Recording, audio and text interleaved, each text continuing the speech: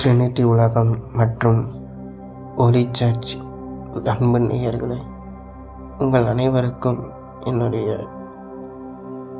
வாழ்த்துக்களையும் வணக்கத்தையும் தெரிவித்துக் கொள்கிறேன். சிலுவையின் சிறப்புகள். தியாகத்தில் மற்றவன் உயர்வதுதான் தியாகியின் வீரச்செயல். தன் சிந்தனை தனது செயல் பெரிது என்று கருதாது பிறரின் கருத்துக்களை தனது வாழ்வாக்கும் போது அங்கு சிலுவையை சுமக்க வேண்டிய நிலை உருவாகும்.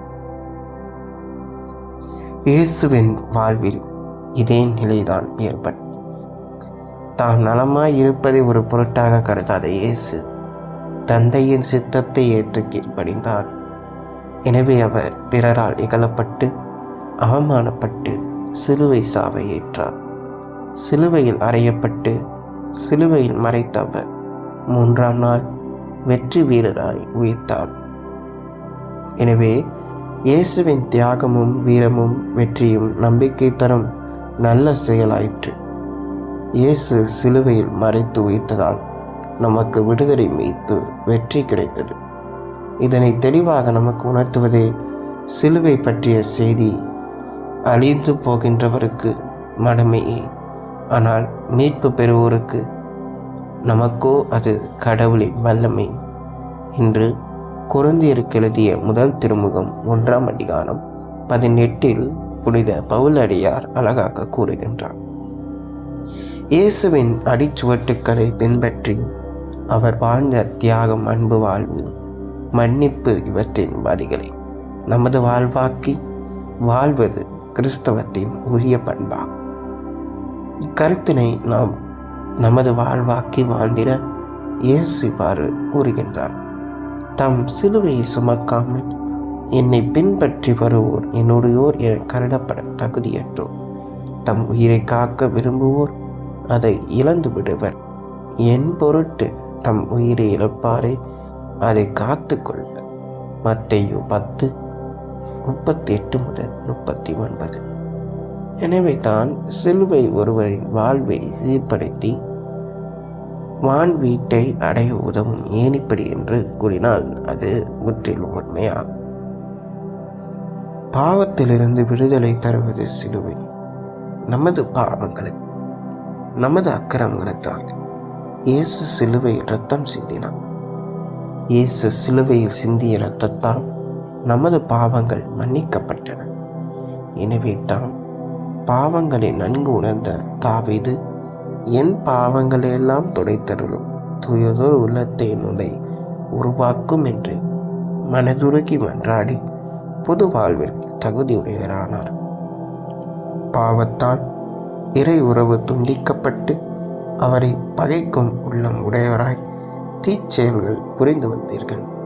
இப்பொழுது நீங்கள் தூயவராகவும் மாசற்றவராகவும் குறை சொல்லுக்கு ஆளாகாதவராகவும் தமிழ் விளங்குமாறு ஊனுடல் எடுத்த தம் மகனின் சாவின் வழியாக கடவுள் உங்களை தம்மோடு ஒப்புரவாக்கினார் என்பதால் பாவத்திலிருந்து விடுபட்டு புது உறவு பெற்று அப்பா, தந்தையே என்று உரிமை பெறுகின்றோம்.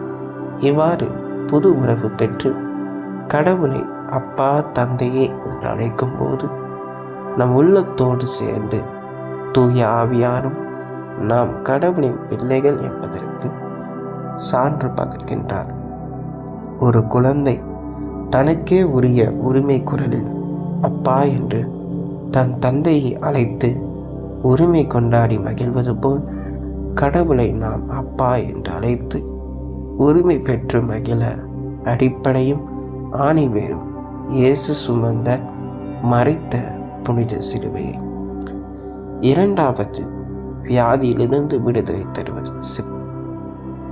ஒருவனின் உடல் சுத்தமான இரத்தம் இருப்பின் அவன் ஆரோக்கியமானவன். மாறாக இரத்தத்தில் கோளாறு அல்லது உடலில் கோளாறு என்றால் அவன் வியாதியானவன் ஆகிவிடும். உடலில் மனதில் சக்தியின்றி அல்லல் படுகின்றான். இப்போது அவனுக்கு பிறரின் உதவி தேவைப்படுகிறது.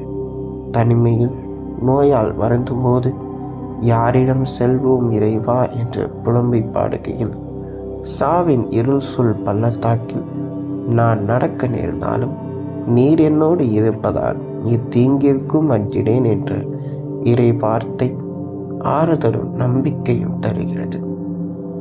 ஏனெனில் வார்த்தையான தேவன் நமக்காக பாடுபட்டார். அவருடைய தழும்புகளால் நாம் குணமடைகிறோம். இயேசு இப்பூமியில் பிறந்து சிலுவை பாடுகள் பட்டு உயிர் விடும் வரை அவர் சிந்திய ஒவ்வொரு துளி இரத்தமும் நாம் குணமடைந்து புது படைப்பாக நல்லுறவுடன் வாழவே. எனவே நாம் எப்போதெல்லாம் உடல் சோர்வுற்று சக்தி இழந்து வியாதியால் துன்புறுகின்றோமோ அப்போது ஆண்டவர், நான் எகிப்தியருக்கு வர பண்ணின வியாதிகள் ஒன்றையும் உனக்கு வர பண்ணுவேன், நானே உன் பரிகாரியாக கர்த்தர் என்கிறார். மேலும் நமக்கு சிலுவையின் மீது தம் உடலில் நம் பாவங்களை அவரே சுமந்தார். அவரே தம் காயங்களால் நீங்கள் குணமடைந்தீர்கள். எனவே இயேசு சிலுவை சுமந்து பட்ட துன்பங்களால் நாம் பரிபூரண சுகமடைகின்றோம். ஏனெனில் விலையேறப்பட்ட இயேசுவின் பரிசுத்த இரத்தம், அதுவும் சிலுவையில் மறைக்கும் சிலுவை முன் இறுதி துளி இரத்தம் நம் வல்லமை மிக்கது. மூன்றாவது, மன்னிப்பு தரும் சிலுவை. மனிதன் இறை கட்டளை ஏற்காது தன் விருப்பம் போல் வாழும்போது பாவத்திற்கு அடிமையாகிறான். ஆயினும் அன்பான இறைவன் அவனை மன்னிக்கின்றான். மோசே காலத்தில் பாலைவனத்தில் முணுமுணுத்து இறை வார்த்தையை ஏற்க மறுத்தோரை பாம்பு கடித்தது. பாலைவனத்தில் இறைவனின் கட்டளையை மோசே கேட்டு வெண்கல பாம்பை உயர்த்தினான். அப்போது அந்த பாம்பை உற்று பார்த்த அனைவரும் மீண்டும் புது வாழ்வு பெற்றனர். அவ்வாறே கடவுள் உலகின் மீது அன்பு கூர்ந்து உலகிற்கு தண்டனை தீர்ப்பளிக்க அல்ல, தம் மகன் வழியாக அதை மீட்கவே கடவுள் அவரை உலகிற்கு அனுப்பினார்.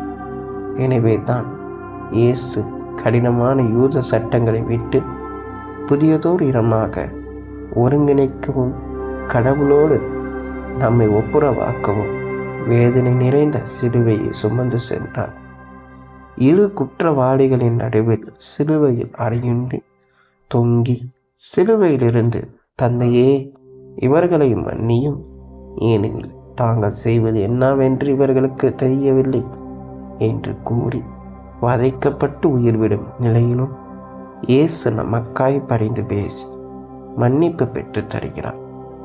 நம்மை துன்பப்படுத்துவோரை, இகழ்ச்சியாக பேசுவோரை மன்னித்து அவர்களுக்காக ஜெபிக்க இயேசு சிலுவையில் தொங்கிடும் பரிதாப நிலையில் நமக்கு கற்றுத்தருகிறார். எனவே சிலுவை வலி சீரிய வலி என்பதை உள்ளத்தில் இருத்தி நமது பகைவர் எப்படிப்பட்டவராயினும் இயேசு கூறியது 7 முறை மட்டுமல்ல 70 தடவை 7 முறை என நான் உனக்கு சொல்கிறேன் என்ற வாக்கின்படி பகைவரை மன்னித்து சிலுவை வலியில் ஒருவரோடு ஒப்புரவாக்கி இறையாட்சியில் பங்கு பெறுவோம். 4வது, சிலுவை வறுமையை அளிக்கின்றது. பணம் இல்லாமல் மட்டும் மனிதன் வறுமை அடைவதில்லை. மாறாக நிம்மதி, மகிழ்ச்சி, மனித உறவு, அன்பு இன்மை, பகைமை ஒருவனின் மனதை வெறுமையாக்கி நம்பிக்கை இழக்கச் செய்கிறது. எல்லா செல்வங்களுக்கும் அதிபதியும் உரிமையுமான இயேசு தம்மை வெறுமையாக்கி நம்மை செல்வந்தராக்கினார். அவர் நமக்காக ஏழ்மையாக்கி தரித்திரத்தை விட மேலான வறுமை நிலையில் மாட்டுத் தொழுவத்தில் பிறந்தார்.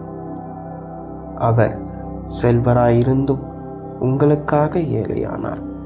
அவருடைய ஏழ்மையினால் நீங்கள் செல்வராகுமாறு இவ்வாறு செல்வந்தர் ஏழையாவது எவ்வளவு அவமானமோ, அவ்வாறு இறைமகன் இயேசு தம்மையை வெறுமையாக்கி அடிமையின் வடிவை ஏற்று சிலுவை சாவை ஏற்றார். அதனால் அவமானமாகி அடிமை அறையப்படும் சிலுவையில் அறையப்பட்டு உயிர் துறந்தார். இயேசுவின் சிலுவை சாவால் இவ்வுலக வறுமை நிலை நீங்கப்பட்டு விண்ணுலகம் அடையும் உரிமை பெற்றார். எனவே சிலுவை தம் வறுமை வாழ்வை மாற்றி விண்ணுலகிற்கு சென்று இன்பம் தூய்க்கும் உரிமையை தந்தது. நிலையற்ற இன்பத்தை நாம் நிகழ்ந்தாலும் நிலையான இன்பத்தை பெற்று இறை உயர்வில் வளர சிலுவை சிறந்த ஆயுதமாயிற்று. 5வது, சிலுவை சாபத்தை அளிக்கின்றது. பயத்தால் வரும் நோய், மூட நம்பிக்கையால் வரும் இழப்புகள், இவை அனைத்தும் சாபத்தின் காரணம் என்பர் சிலர். ஆம், நம் மூதாதையர் தீச்செயல்களால் அச்சாபம் தம் பிள்ளைகளை தாக்குகிறது. தந்தையரின் கொடுமையை பிள்ளைகள் மேலும், பிள்ளைகள் பிள்ளை மேலும் 3ஆம் 4ஆம் தலைமுறை வரை தண்டித்து தீர்ப்பவர் நம் ஆண்டவராகிய கடவுள். ஆயினும் நம் பாவங்கள் இயேசு சிந்திய இரத்தத்தால் கழுவப்படுகிறது. எனவே இயேசு சிலுவையின் மீது தம் உடலில் நம் பாவங்களை அவரே சுமந்தார். நம் பாவங்களுக்காக அவரே இறந்தார். இவ்வாறு நம் பாவங்கள் சாபங்களை சுமந்து இயேசு சிலுவையில் மரித்து நமக்கு புது வாழ்வு தந்தார். எனவே தான் இயேசு கிறிஸ்து சாபத்துக்கு உள்ளாகி நம்மை சட்டத்தின் சாபத்தினின்று மீட்டு கொண்டார். சாபத்தால் அமைதி இகழ்ந்து வெறுப்புக்குள்ளாகி பொறாமை பெருகி தாமும் வாழாது, பிறரையும் வாழ விடாது சாத்தான் நம்மை அடிமையாக்குகிறது. இந்த சாபம் அடிமைத்தனம் அனைத்தையும் இயேசு தம் சிலுவையால் முறியடித்தார். எனவே நம்மை படைத்த ஆண்டவரின் கட்டளைகளுக்கு கீழ்ப்படியாது மனம் போன போக்கில் வாழ்ந்து பாவத்திற்கு அடிமையாகி சாபத்தால் மடியும் போது மனம் மாறி மன்றாடுகையில் தாவீதுக்கு நான் காட்டிய மாறாத பேரன்பை உங்களுக்கும் காட்டுவேன் என்கிறார் நம் கடவுள். இவ்வாறு இறை அன்பை நாம் பெற்று மகிழ சாபத்திலிருந்து விடுபட சிலுவையில் மறைத்தார் இயேசு. சிலுவையின் மகிமை. சிலுவை என்றால் அவமானம், சிலுவை என்றால் போராட்டம், சிலுவை என்றால் அடிமை நிலை, சிலுவை என்றால் துன்பம் தருவது என்று மக்கள் பயந்து வீடுகளில் சிலுவை வைக்க விரும்புவதில்லை. ஆனால் நம் மீட்பராம் இயேசு என்ற சிலுவை சுமந்து ரத்தம் சிந்தி கல்வாரியில் தம் இறுதி மூச்சை விட்டு மரித்தாரோ அந்த நாள் அகில உலகம் எங்கும் முடிய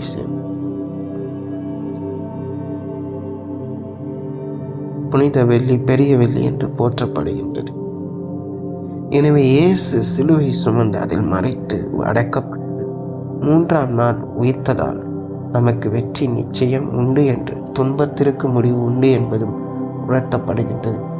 எனவே தான் சிலுவை போரின் போது நம்பிக்கையோடு சிலுவை தாங்கி போரிட்ட அனைவர் வெற்றி பெற்றார். இத்தகைய சிறப்புமிக்க சிலுவை எது என்று கண்டறிய நோயாளி ஒருவர் இயேசு சுமந்த சிலுவை தொட்டு அவர் அந்த நோயிலிருந்து சுகமடைந்தார். எனவே இயேசு சுமந்து மரித்த சிலுவையை இதுவே என்று கண்டறிந்தார். இந்த சிலுவையை நமக்கு விடுதலை, நம்பிக்கை, வெற்றி தருகிறது. எனவே சிலுவை சுமக்கும் மகிமை மிக்கதாய் இத்தகைய வல்லமை மிக்க சிலுவை மண்ணில் புதையப்பட்ட நிலையில் இருப்பதை அறிந்த கான்ஸ்டாண்டின் தாய் எலானா அதை கண்டுபிடித்து எனவே இத்தனை சிறப்பு மிக்க சிலுவை நமது இல்லங்களில் வைத்து ஆராதிப்போம். குறிப்பாக இந்த செப்டம்பர் மாதத்தில் நாம் சிறப்பாக நன்றி. மீண்டும் உங்களை அடுத்த காணும் சந்திக்கும் வரை இயேசுவுக்கே புகழ், மரியே வாழ்க.